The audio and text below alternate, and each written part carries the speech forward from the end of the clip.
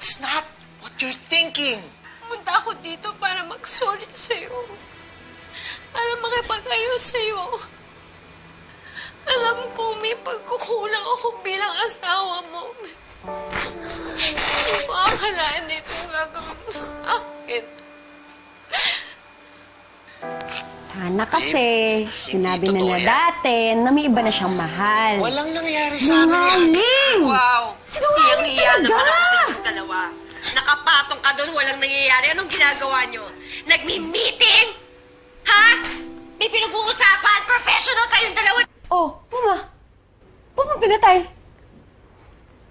Para makapag-concentrate ka sa pag-aaral mo, no?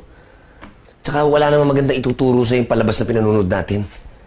Hindi pwede sa'yo. Meron na! Masama ang pagsisinungaling.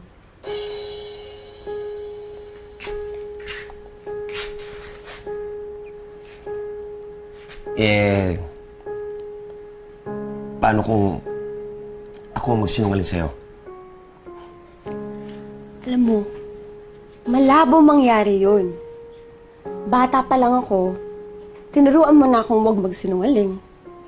Kaya, alam na alam ko na hindi mo magagawa yan sa akin.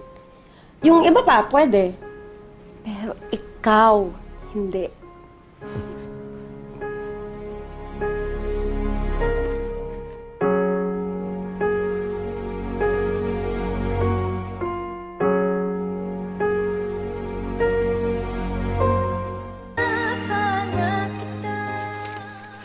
Nasaan na ba kasi yun?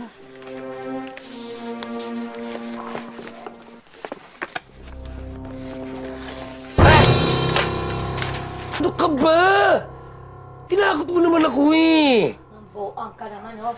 Ako ito? Ano ba yung suot mo? Costume namin ito sa bar. Alam mo ba, may show kami mamaya. Ano ginagawa mo? Ha? Ano ba? May hinahanap ka ba? Birth certificate ni Maricel. Oh. Huwag mo sabihin sa akin. Ha? Saan na? Nakita mo na? Ito yata eh. Ako ba? Nalilito na nga ako eh. Ito. Sandali. Huwag mong sabihin sa akin na balak mo pa ipabago yan. Pareho naman kayo ng apelido ni Robert. Sige, ilakas mo pa. Para marinig ka ni Maricel.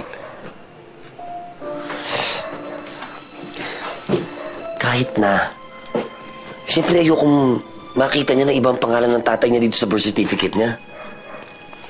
At ayokong malaman niya nagsisinungaling ako. At lalong-lalo na ayokong malaman niya na si Robert ang tatay niya. Kaya pupunta ako ng NSO. Susubukan kong paayos ulit tong birth certificate niya. Ay, ambot.